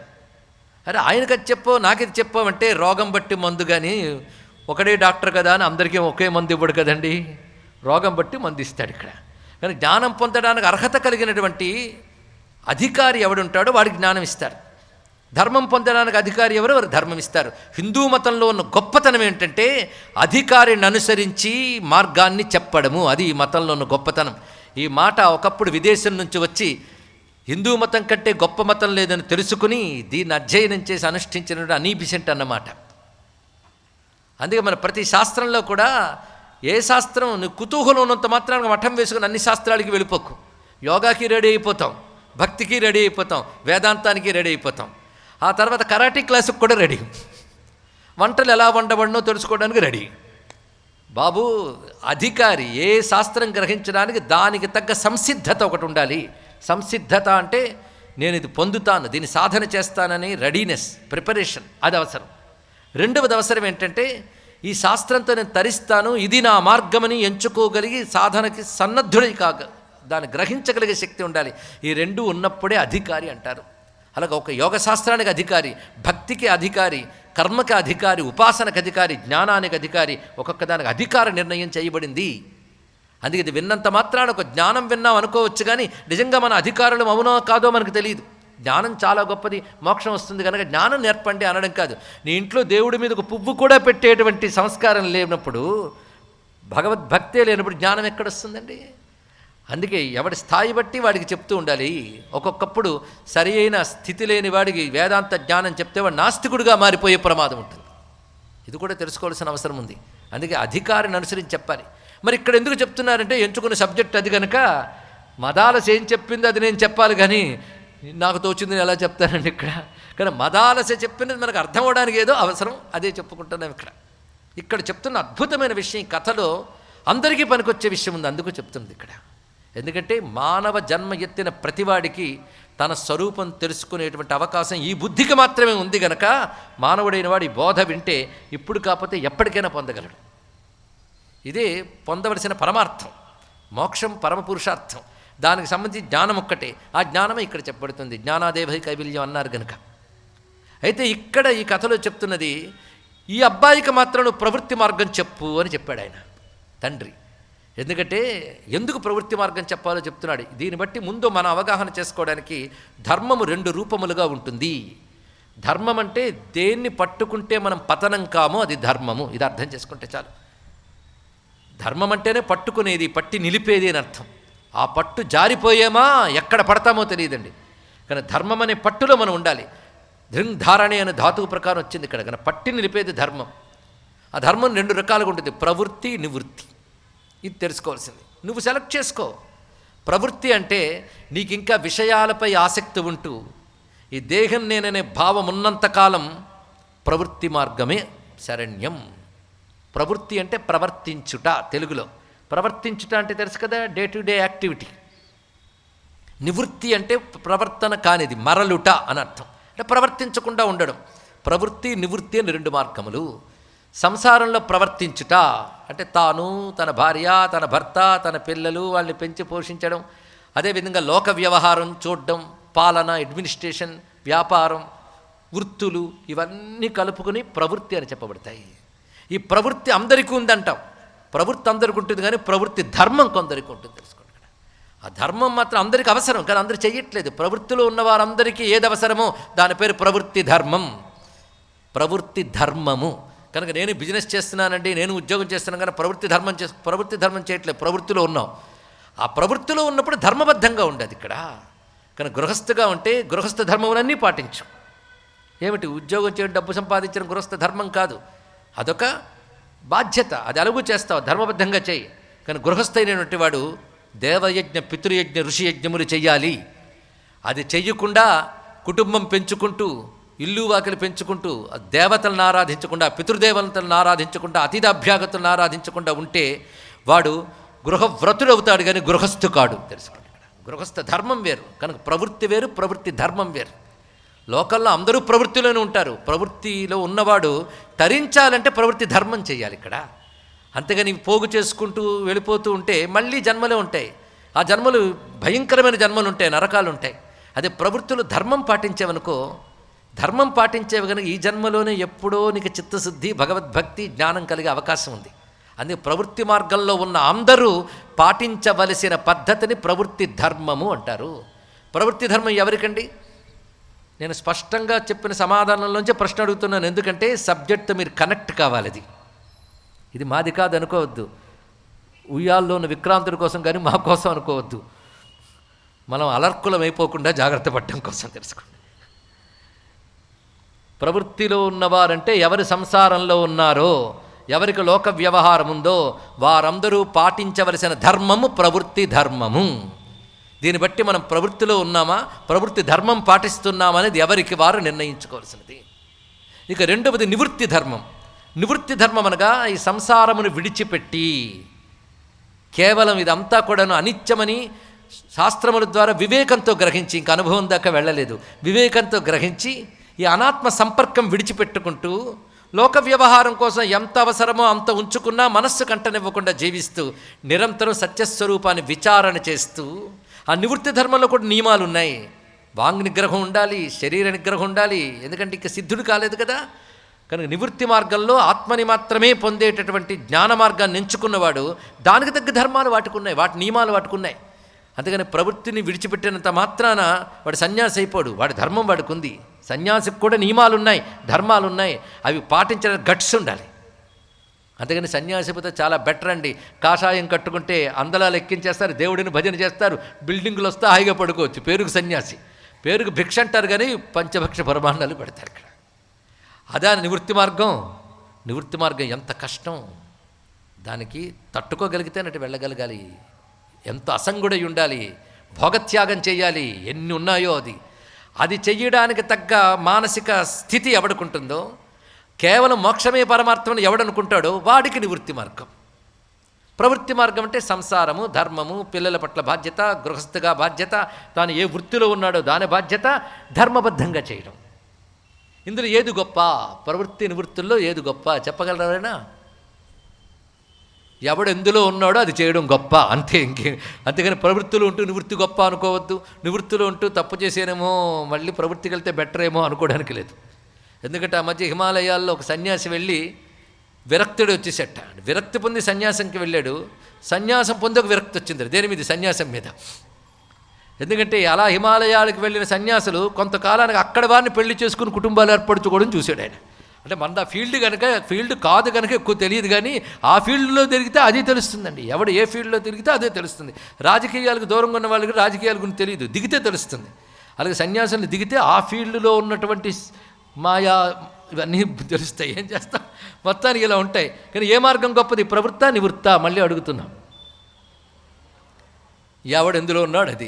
ఇక్కడ ఉన్న వాళ్ళందరం ప్రవృత్తిలో ఉన్నాం, అందులో సందేహం లేదు. ఇక్కడ అయితే ప్రవృత్తిలో ఉన్నటువంటి వరకు వారు ధర్మం వారు పాటించాలి. ఎంతవరకు? మళ్ళీ ప్రశ్న. ధర్మం అన్నారు కనుక ప్రవృత్తిలో ఉన్నవారు కూడా చచ్చే వరకు ఈ వ్యవహారాలు పట్టుకు వేలాడకుండా, ఈ వ్యవహారాలతో ఉన్నంతకాలం కూడా ఇవి ఎక్కువ కాలం ఉండవు, ధర్మబద్ధంగానే చెయ్యాలి అని ఒక డిటాచ్మెంట్ ప్రాక్టీస్ చేసుకోవాలి. ప్రవృత్తి మార్గంలోనే ధర్మబద్ధంగా జీవించాలి. ధర్మం ఎప్పటికైనా డిటాచ్మెంట్ని ఇస్తుందండి, అది తెలుసుకోండి. ఇక్కడ అంటే ధర్మం రెగ్యులేట్ చేస్తుంది నన్ను. ఏది పడితే అది, ఎలా పడితే అలా బతకనివ్వకుండా పద్ధతిగా బ్రతకడమే ధర్మం. డబ్బుంది కదా అని విచ్చలవిడిగా బ్రతకకుండా, డబ్బున్నా ధర్మబద్ధంగా జీవించాలి. డబ్బున్నా ఏకపత్ని వ్రతం, గృహస్థ జీవితం, అలాంటి నిబద్ధత ధర్మం ఏర్పరుస్తుంది. అలా ప్రవృత్తి మార్గంలో ప్రవృత్తి ధర్మం పాటించినప్పుడు నువ్వు అటాచ్మెంట్లో ఉన్నప్పటికీ కొంతకాలానికైనా వైరాగ్యం వచ్చి తీరుతుంది. ఈ మాట దేవహూతి కర్దమ ప్రజాపతితో చెప్తుంది. గృహస్థ ధర్మంలో ఉన్నప్పటికీ ధర్మబద్ధంగా జీవించినట్లయితే, ధర్మబద్ధంగా సుఖాలు అనుభవిస్తే ఎప్పటికైనా సుఖం మీద వైరాగ్యం కలుగుతుంది. వైరాగ్యం కలిగితే సత్యమైన పరమాత్మపై అనురాగం కలుగుతుంది. అది కలిగిందా వాడికి తప్పకుండా జ్ఞానము మోక్షం లభిస్తాయి. కనుక సంసారి అయి కూడా ఎవడు ధర్మబద్ధంగా ఉండడో వాడు బ్రతికు ఉన్న వ్యర్థుడు. ధర్మంగా ఉన్నప్పటికీ ఎవడికి వైరాగ్యం కలగదో వాడు బ్రతికు ఉన్న వ్యర్థుడే.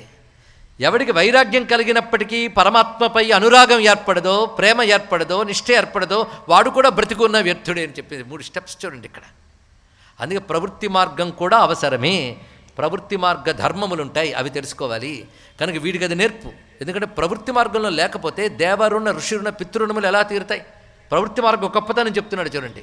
అదే మన గ్రంథాల్లో గృహస్థ ధర్మం యొక్క గొప్పతనం చెప్తూ ఆశ్రమాల్లో గృహస్థాశ్రమం అన్నిటికంటే గొప్పదని చెప్పాడు. ఎందుకు చెప్పాడు అంటే సన్యాసాశ్రమం కానప్పుడు మన సన్యాసి కనబడితేనే దండం పెట్టాలంటారు కదా. మరి గృహస్థ ధర్మం ఎందుకు గొప్పదంటున్నాడంటే నువ్వు ఎందులో ఉన్నావో అదే గొప్పగా మలుచుకొని చెప్పడం ఇక్కడ. అందుకు చెప్తున్నాడు ఇక్కడ, నువ్వు గృహస్థ ధర్మం గొప్పగా చేసుకో, అది చాలా గొప్పదయ్యా. నువ్వు పైకి వెళ్తే కింద పడితే నానాయాతన పడతావు, కింద ఉన్నవాడు జారి పడితే పెద్ద ప్రమాదం లేదు ఇక్కడ. కానీ గృహస్థాశ్రమంలో నువ్వు చక్కగా ఉండగలిగితే ఇందులోంచే నువ్వు క్రమంగా వైరాగ్యము విచారణ అన్నీ చేయవచ్చు, దీనితోనే తరించిపోవచ్చు. మన పెద్దవాళ్ళు అంత చక్కగా ప్రవృత్తి నివృత్తి అని 2 మార్గములు ఏర్పరిచారు. ఈ ప్రవృత్తి ధర్మం నివృత్తి ధర్మం చెప్పింది ఎవరు? ఇది పెద్ద ప్రశ్న. ఇది ప్రవృత్తి ధర్మము, ఇది నివృత్తి ధర్మం ఎవరు చెప్పారండి? వేదము చెప్పింది. వేదము చెప్పింది, వేదం చెప్పింది. ఇది ప్రవృత్తి, ఇది నివృత్తి. ప్రవృత్తి మార్గంలో ఉన్నావా ఆ ధర్మాన్ని చక్కగా పాటించు, నువ్వు తరిస్తావు. నివృత్తి మార్గంలో ఉన్నావా ఆ ధర్మాన్ని పాటించు, కలగా పొలగం చేసుకోకు. అందుకే సన్యాస ధర్మాలు సంసారికి ఎప్పుడు బోధించకూడదు. వైరాగ్యం ఎందుకు బోధించాలంటే విచ్చలు విడితనం నిగ్రహించడం కోసం పనికొస్తుంది వైరాగ్యం ఇక్కడ. కానీ ధర్మబద్ధమైనటువంటి ఏ అనుబంధాలు ఉన్నాయో అవి మొదట అనురాగంతోనే చెయ్యు, కానీ ధర్మబద్ధంగా చెయ్యి, ఎప్పటికైనా వైరాగ్యం కలుగుతుంది. ఇది తెలుసుకోవాల్సింది. ప్రవృత్తి మార్గం లోకం ధర్మంగా నడవడానికి పనికొస్తుందని రామచంద్రమూర్తే ప్రవృత్తి మార్గం ఏంటో పాటించి చూపించాడు.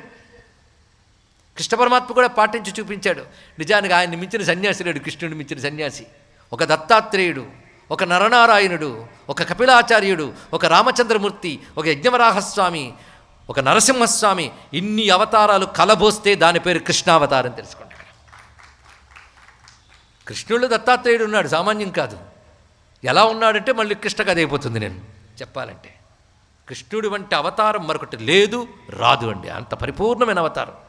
కానీ ఆయన ఒక అవధూత, మీకు తెలుసో లేదు, దేనికి అంటాడు, అన్నిట్లో ఉంటాడు. ఎందుకంటే ఒక దానిలో ఉంటే అది అంటుతుందేమో భయం ఉన్నవాడు దానికి అంటకుండా దూరంగా ఉంటాడు. ఎక్కడున్నా ఏది అంటదున్నవాడు ఎక్కడైనా ఉండగలడు, అటువంటి మహానుభావుడు ఆయన ఇక్కడ. అది కృష్ణ పరమాత్మ యొక్క స్థితి, అది పరమాత్మ యొక్క స్థితి. మొత్తానికి ప్రవృత్తి నివృత్తి మార్గాలు ఇప్పుడు తెలిసే కదా. దీన్ని బట్టి ప్రవృత్తిలో ఉన్నవాళ్ళు ఇంతవరకు విక్రాంతుడి చరిత్ర విని అమ్మో అలాంటి జ్ఞానం మాకు రాలేదా అనుకోకుండా ఇప్పుడు అలర్కుడి బోధ ఏది ఉందో అది చాలా మంచిది. అలర్కుడికి బోధ జోలపాటలో చెప్తుంది. ఆ జోలపాట మొదలుకొని పిల్లాన్ని తీర్చిదిద్దుతుండ తల్లి, పతివ్రత అయినటువంటి ఆమె భర్త ఎలా చెప్పాడో ఆ విధంగా ప్రవర్తించింది. ప్రవృత్తే త్వం నియోజయ, ప్రవృత్తి మార్గంలో తీర్చిదిద్దు. ఎందుకంటే త్రిపిండక నివృత్తేశ నైవ సాధు భవిష్యతి. ముఖ్యంగా దేవరుణ ఋషురుణ పితృరుణములు 3 తీర్చుకోవడానికే మనుష్య జన్మ. ఆ రుణములు తీర్చుకోకుండా జ్ఞానం వచ్చిందనే భ్రాంతితో ఎవడు ప్రవృత్తి ధర్మాన్ని విడిచిపెడతాడో వాడు భ్రష్టుడవుతాడు. అందుకే ఇప్పుడు ప్రవృత్తి ధర్మం ఏమిటంటే రుణాలు తీర్చుకోవడం. అంటే రుణం తీర్చుకోవడం అనగా దేవరుణ ఋషురుణ పితృరుణములు తీర్చుకోవాలి. అంటే మనం ఇవి చెయ్యడం వల్ల వాళ్ళకి ఏదో ఉపకారం చేసామని కాదు, ఇవి చెయ్యకపోతే పాపం వస్తుందని చెప్పడే రుణం అనే మాటలో ఉన్నటువంటి గొప్ప అర్థం. కానీ నేను దేవతల్ని పూజించాను కనుక నేను పెట్టేంటే అరటిపండు తినే దేవతడు అనుగ్రహిస్తాడు అనుకోవద్దు.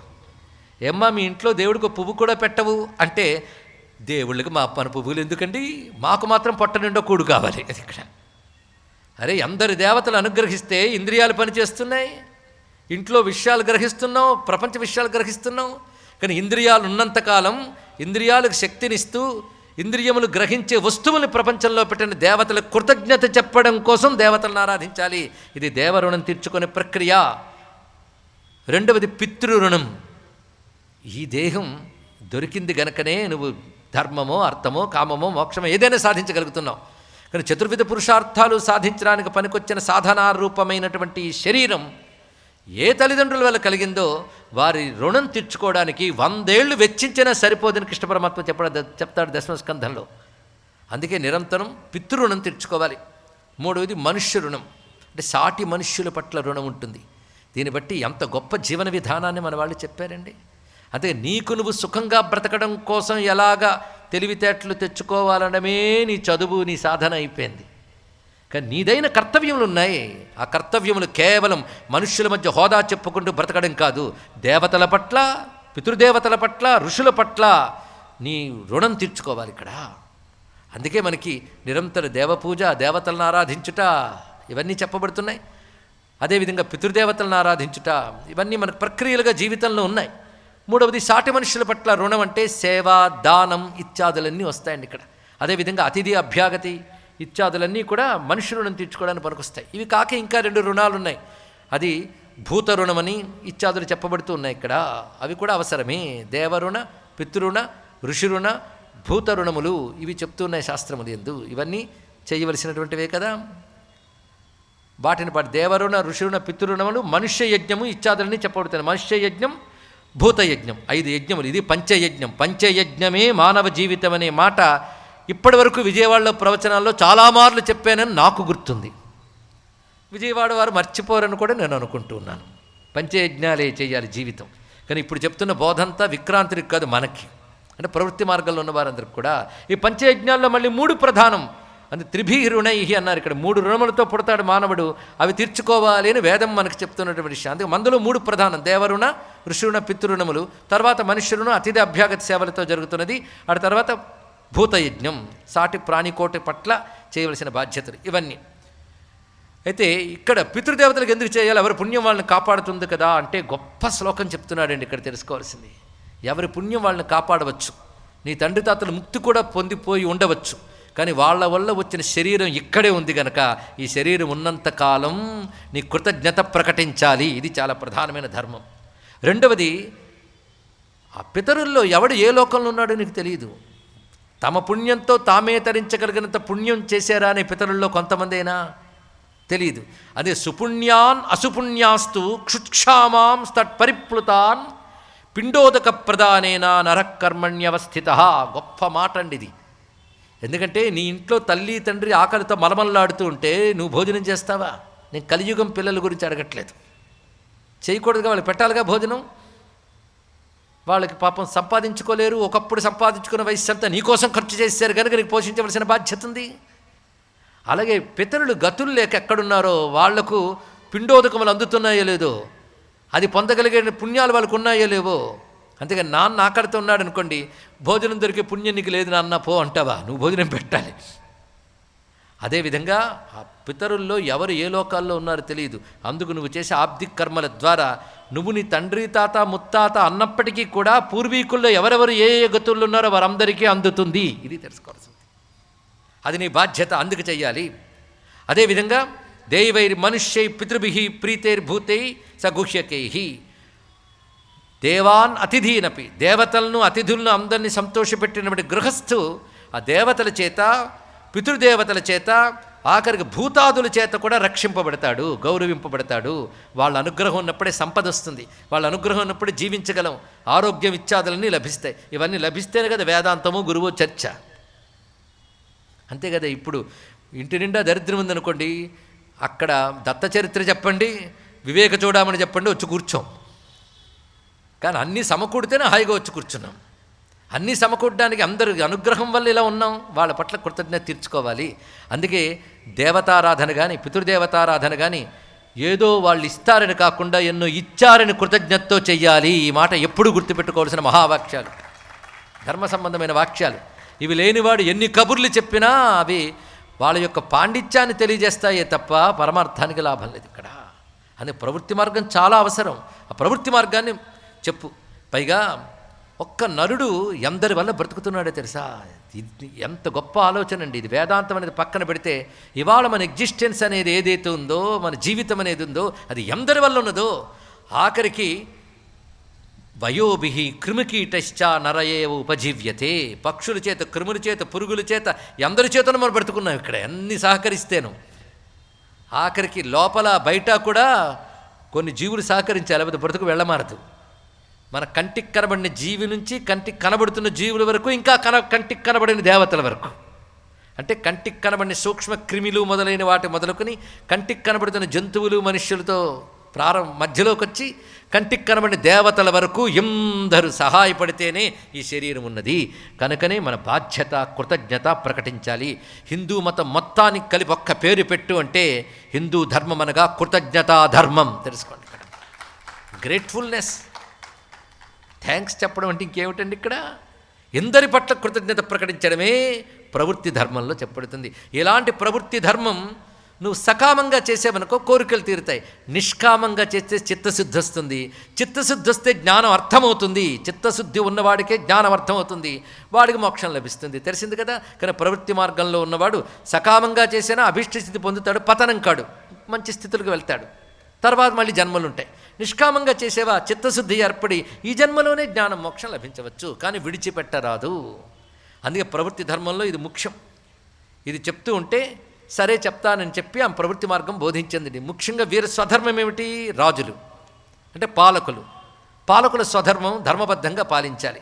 ధర్మబద్ధంగా పాలించాలంటే రాజనీతి శాస్త్రం ఒకటి ఉంటుంది. ఎందుకంటే మనుషులందరూ ఒకలా ఉండరు, దాన్ని బట్టి పాలన కూడా ఒకలా ఉండదు. మనుషులకు తగ్గట్టు కొందరిని శిక్షించాలి, కొందరిని రక్షించాలి. అది వ్యవస్థ, దానికే దండనీతి శాస్త్రం అంటారు. అదేవిధంగా ఆర్థిక వనరులు ఎలా కాపాడాలి, ఎలా పంచాలో చెప్పే అర్థనీతి శాస్త్రం. ఇలా ఎన్నో చెప్పబడుతున్నాయి. ఇవన్నీ కలుపుకుని రాజనీతిలో ఉంటాయి. అన్వీక్షకి, త్రయీ, వార్త, దండనీతి, ఇవన్నీ రాజనీతి శాస్త్రాలు ఉన్నాయి. ఈ మాటలు ఎందుకు చెప్తున్నామంటే రాజ్యం ఎలా పాలించాలనడానికి కూడా శాస్త్రాలు మనకున్నాయి అనే విషయం తెలుసుకోవడానికైనా ఇది వినాలండి ఇక్కడ. ఎందుకంటే మన ప్రాచీన గ్రంథాలనే మత గ్రంథాలు అనుకుంటున్నాం. పొలిటికల్ సైన్స్ చెప్తున్నాడు, పొలిటికల్ అడ్మినిస్ట్రేషన్ చెప్తున్నాడు, ఎకనామిక్స్ చెప్తున్నాడు. ఇక్కడ ఎలా ఉండాలనేటువంటిది, ఇక్కడ రాజు ఎలా ఉండాలి, ఎలా పాలించాలి. అదేవిధంగా తాను వ్యక్తిగా ముందు కుటుంబంలో ఒక వ్యక్తి, అతడు తల్లిదండ్రులకు పుత్రుడు, భార్యకి భర్త, ఆ ధర్మాలు ఎలా పాటించాలి. వర్ణాశ్రమ సదాచారం, శ్రాద్ధకల్పం సవిస్తరం, యజ్ఞ దాన విధానంచ, తాను చేయవలసిన యజ్ఞములు, దానములు, ప్రజారంజనమేవచ, తర్వాత ప్రజల్ని రంజింపజేసేటట్లుగా. రంజింపజేయటం ఎంటర్టైన్మెంట్ కాదు. ఈ రోజుల్లో ప్రజలకు ఎంటర్టైన్మెంట్ ఇచ్చి తద్వారా డబ్బు తీసుకుని ప్రజలు నిద్రపుచ్చేటువంటి దొంగ నాయకులు ఎక్కువైపోతున్న కాలంలో ఉన్నాం మనం. ఎంటర్టైన్మెంట్లతో ప్రజల్ని మభ్యపరిచి సత్యాల్ని కప్పిపుచ్చి వాళ్ళని మత్తెక్కించి మైమరపించి మళ్ళీ పదవిలోకి రావాలని పాలించే రాజులు ఈ దేశాన్ని ఒకప్పుడు పాలించలేదు, రాజర్షులు పాలించారు. అదే ప్రజారంజనం అంటే వాళ్ళకు ఆనందకరమైన, క్షేమంకరమైన జీవనాన్ని ఇవ్వడం, అది చేస్తూ పాలించాలి. ఇలా ప్రవృత్తి మార్గంలో ఏవేవి చెప్పాలో అన్నీ చెప్పిందండి ఆ తల్లి. అంటే ఆవిడ అన్నీ తెలుసు. చూడండి, అన్నీ తెలుసు కనుకనే జ్ఞానం చెప్పింది ఆవిడ. దానికి ఇవన్నీ తెలియదండి, వేదాంత శాస్త్రమే తెలుసు అంటే కంప్లీట్నెస్ లేదు. ఇవన్నీ తెలుసు కనుకనే ఇవి వ్యవహారానికి అవసరం కానీ పరమార్థానికి కావని తెలుసు ఆవిడకి. సర్వజ్ఞురాలు, అందుకే జ్ఞాన్ని సర్వజ్ఞుడడానికి ఇది కూడా ఒక కారణమే. అందుకే ఇవన్నీ బోధించింది. సయేవ ఉపదిష్టస్సన్ మాత్రా సంప్రాప్త యవ్వన. ఈ విధంగా తల్లి ద్వారా చక్కగా ప్రవృత్తి మార్గం తెలుసుకున్నటువంటి పిల్లవాడు అద్భుతంగా ఎదిగి విద్యలన్నిట్లో రాణించి ధర్మబద్ధంగా ఉదాత్తమైన వ్యక్తిత్వంతో, అంటే గొప్ప పర్సనాలిటీతో చక్కగా పాలన చేశాడు. తండ్రి కూడా ఋతుధ్వజుడు సకాలంలో ఈ పుత్రుడికి పట్టాభిషిక్తుడిని చేసి ఆనందంగా భార్యతో సహా వానప్రస్థాశ్రమానికి చేరుకున్నాడు. ఇదండి భారతీయ రాజ్య వ్యవస్థ. తనకు సింహాసనం ఎక్కినప్పుడే ఎప్పటికో ఇప్పుడు ఇది విడిచిపెట్టి ఆత్మవిచారణకు వెళ్ళిపోతాను అని సంసిద్ధుడవుతారు. అదే భారతీయ రాజర్షుల చరిత్ర. అందుకే పుత్రుడికి అప్పగించి భార్యా సహితుడై వానప్రస్థానికి వెళ్తూ ఉన్నాడు. అప్పుడు తండ్రి తల్లి వెళ్ళిపోతాడు, దుఃఖం వచ్చింది పిల్లవాడికి. నమస్కారం చేశాడు. అప్పటికే రాజ్యపాలన చక్కగా చేస్తున్నాడు. ఆయనకి వివాహమైంది, ఎవరికి? అలర్కుడికి. చక్కటి సంతానం కలిగింది. సంతానం కూడా ప్రయోజకులయ్యారు. అప్పుడు వాళ్ళు వెళుతున్నారు వానప్రస్థాశ్రమానికి. ఎవరు? పెద్దవాళ్ళు. వెళుతూ ఉంటే ఆ తల్లి పిలిచి ఏకాంతంలో, నీకు ఉంగరం ఇస్తున్నాను, తీసుకోనైనా అని చెందటండి. ఇక్కడ ఉంగరం ఇస్తున్నాను కానీ అది ఒట్టి ఉంగరం కాదు, ఇప్పుడు పెట్టుకో. ఎప్పుడైనా భరించలేని దుఃఖం కలిగినప్పుడు ఆ ఉంగరంలో నేను చిన్న అక్షరాలతో ఏది వ్రాసున్నానో అది చదువు, అది నీకు పనికొస్తుంది అని చెప్పింది తల్లి. ఉంగరం లోపల చిన్న అక్షరాలతో కాగితం మీద రాసి అది ఉండ చుట్టూ ఉంగరంలో పెట్టేసిందండి ఆ తల్లి. నీకు కష్టం కలిగినప్పుడు అంటే ఒక మాట అంటుంది, ప్రవృత్తి మార్గంలో ఉన్నవాడికి కష్టం తప్పదు నాయనా, సంసారం యొక్క లక్షణం అది అన్నది ఇక్కడ. అయితే నీకు నేను నేర్పినటువంటి తెలివితేటలు ధర్మంతో ప్రతిదాన్ని నువ్వు ఎదుర్కొని రాగలవు. ప్రతిసారి అది తీసి అదేదో మాయామంత్రం అనుకోకు. నీ తెలివితేటలతో నీ ధర్మంతో చక్కగా నువ్వు ఎదుర్కొనగలవు, ఫేస్ చేయగలవు. అంటే ప్రతిసారి అమ్మేం చెప్పింది ఆ మంత్రం జపం చేసి కష్టాన్ని ఎదుర్కొంటాను అనుకోక్కర్లే. నువ్వు నీ ధర్మంతో నేను చెప్పిన ఉపాయాలతో నువ్వు కష్టాన్ని ఎదుర్కొనగలవు. కానీ వాటితో కూడా ఎదుర్కోనంత కష్టం వచ్చినప్పుడు అప్పుడు ఆ ఉంగరం తెరిచి చూడు, అందులో సూక్ష్మాక్షరాల్లో నేను రాసినటువంటి ఉపదేశం నీకు అప్పుడు పనికొస్తుంది అన్నది ఇక్కడ. ఏమి తల్లి అండి, ఏమి తల్లి, అంత చక్కగా ఉంగరాన్ని ఇచ్చి వెళ్ళిపోయింది. పైగా ఒక మాట అన్నది, భవత కుర్వతో రాజ్యం గృహధర్మావలంబిన దుఃఖాయతవ భూతో హి మమత్వాలంబనో గృహే. ఈ మెసేజ్ ఉందే చాలా స్ట్రాంగ్ మెసేజ్ అండి, పట్టుకోగలిగితే. నాయన గృహస్థ జీవితంలో ఉన్నప్పుడు దుఃఖం రాదు అనుకోక వస్తుంది. అందుకే ఒకవైపు ధర్మం, ఒకవైపు మనం చదువుకున్న తెలివితేటలతో దాన్ని ఎదుర్కొంటూ దాటుకుంటూ వెళ్ళాలి. కానీ అవి కూడా పని చెయ్యనటువంటి దుఃఖం కూడా వస్తూ ఉంటుంది. అప్పుడు జ్ఞానబోధ మాత్రమే సహకరిస్తుంది. ఎందుకంటే దుఃఖం మనసుకు సంబంధించింది కనుక మానసికంగా దుఃఖం కలిగితే జ్ఞానంతో ఓదార్పు పొందాలి. శారీరకంగా రోగము దుఃఖము వస్తే ఔషధంతో ఓదార్పు పొందాలి అని భారతం చెప్తున్నటువంటి గొప్ప మాట. కనుక అప్పుడు జ్ఞానం కావాలి. పైగా గృహస్థాశ్రమంలో దుఃఖం సహజం ఎందుకన్నానో తెలుసా? ఇదంతా పచ్చి నిజాలండి, ఒప్పుకోకపోయినా మనం ఒప్పుకోలేం. మమత్వాలంబనో గృహే. గృహస్థాశ్రమంలో మమత్వం అనేది బలంగా పట్టుకుంటుంది. అంటే నాది నాది నాది నా వాళ్ళు, ఈ భావం ఎక్కడుంటుందో అక్కడ దుఃఖం ఉండి తీరుతుంది. మీరు ఇంతవరకు జీవితాన్ని రివైండ్ చేసుకోండి. ఎప్పుడైనా భరించలేని కష్టంతో కంట తడిపెట్టుకున్నాము అంటే నాది నా వాళ్ళనే భావం వల్లే అది అయి ఉంటుంది, మరొక కారణం అయి ఉండదు. అవునా లేదా చెప్పండి. ఒప్పుకోవడానికి అంగీకరించకపోవచ్చు కానీ ఇది అందుకే పచ్చి నిజం అన్నాం ఇక్కడ. అలాంటి మమత్వాలంబనం గృహస్థాశ్రమంలో ప్రవృత్తి మార్గాలు ఉంటుంది కనుక ఎప్పుడైనా యదా దుఃఖం అసహ్యం తే అసహ్యం. అసహ్యం అంటే భరించలేనిది అని అర్థం.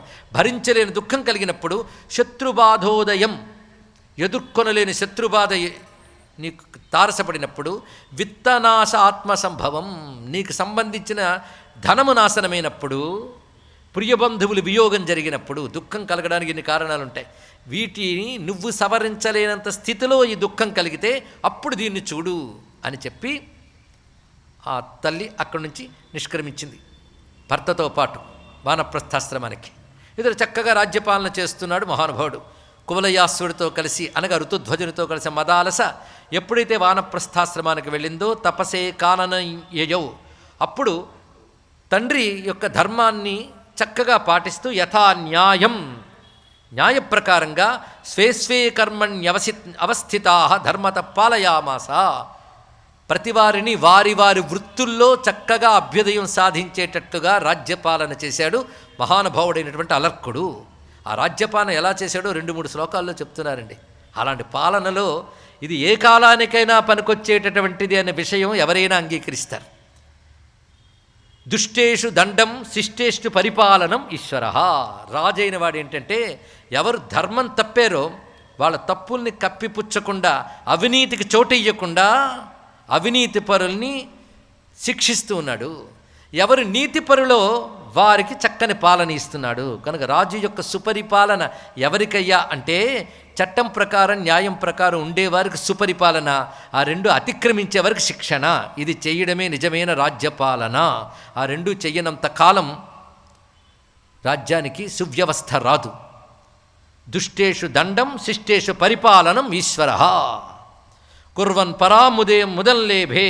అవి చేస్తూ ఆనందిస్తున్నట్ట. చూసారా, తన కోసం ఉపయోగం చేసుకుంటూ కాదు, రాజ్యపాలన చక్కగా చేస్తూ ఆనందిస్తున్నాడు. అంతేకాకుండా రాజ్యం క్షేమంగా ఉండడం కోసం, దేవతల సంతృప్తి కోసం చేయవలసిన యజ్ఞములు కూడా చక్కగా ఆచరిస్తున్నాడు. ఇది రాజధర్మంలో మరొకటి.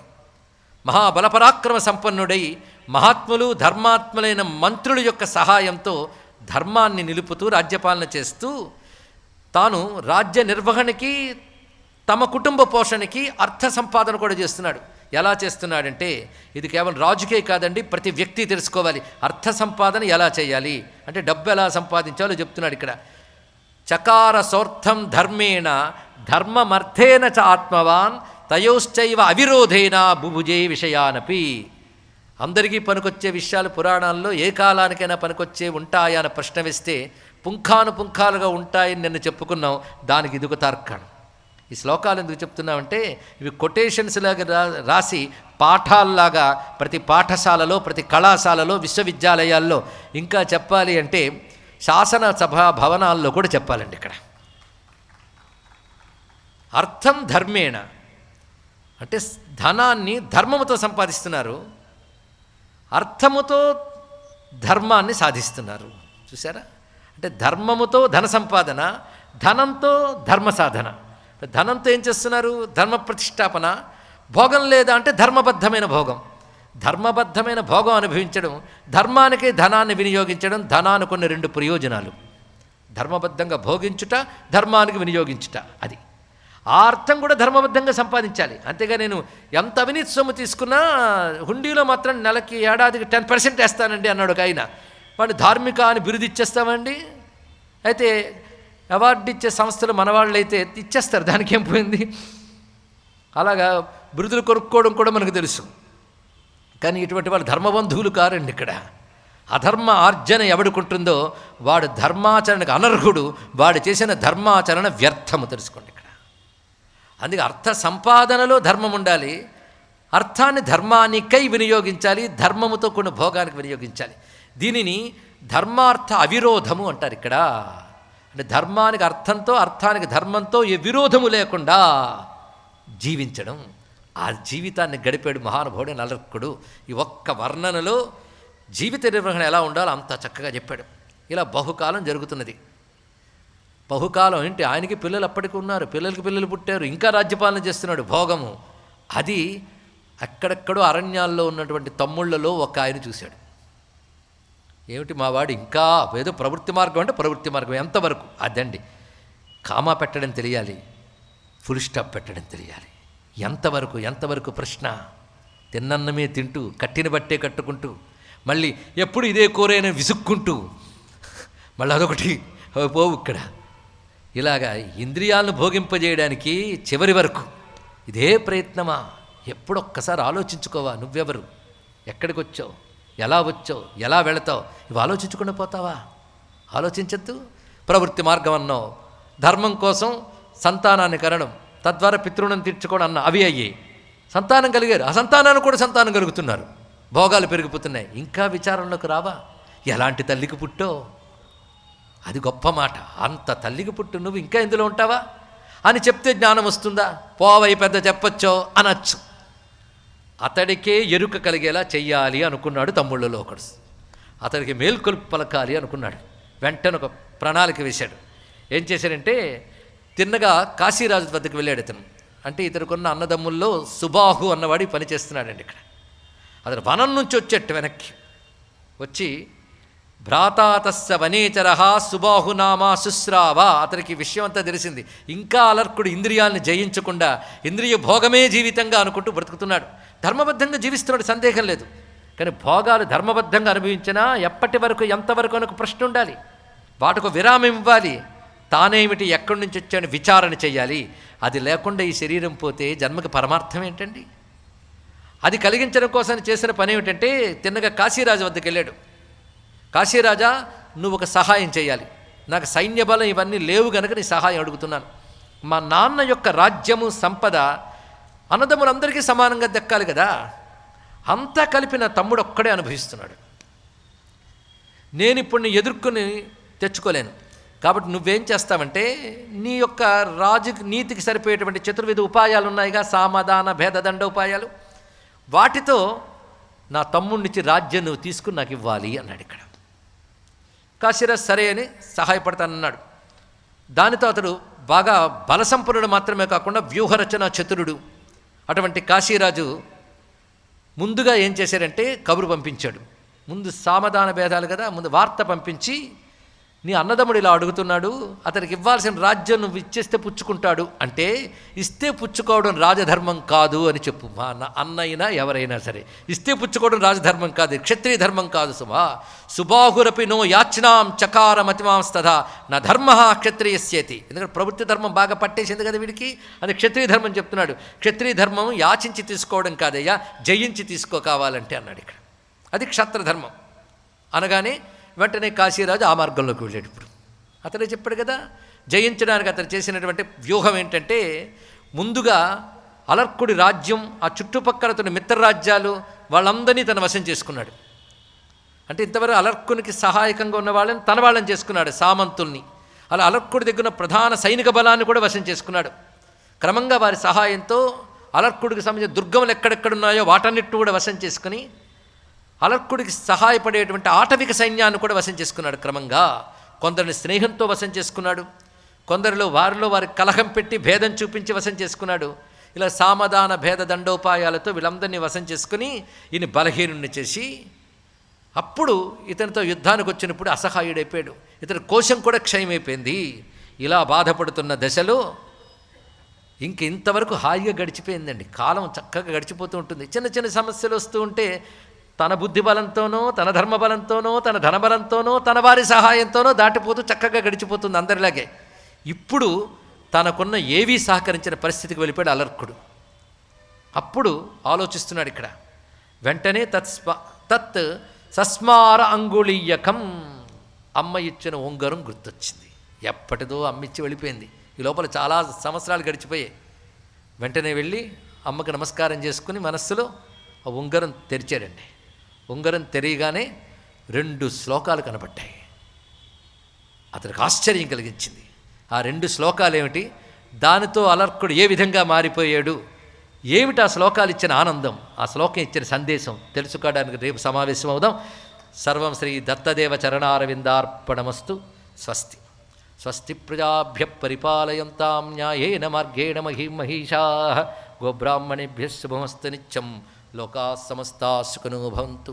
కాలే వర్షతు పర్జన్య పృథివీ సస్యశాలిని. దేశోऽयं క్షోభరహితో బ్రాహ్మణాः సంతు నిర్భయాః. శ్రీదత్తశరణం మమ. శ్రీదత్తశరణం మమ. శ్రీదత్తశరణం మమ. రండమ్మా. శ్రీదత్తశరణం మమ. శ్రీదత్తశరణం మమ. నమః పార్వతీపతయే. హర హర మహాదేవ.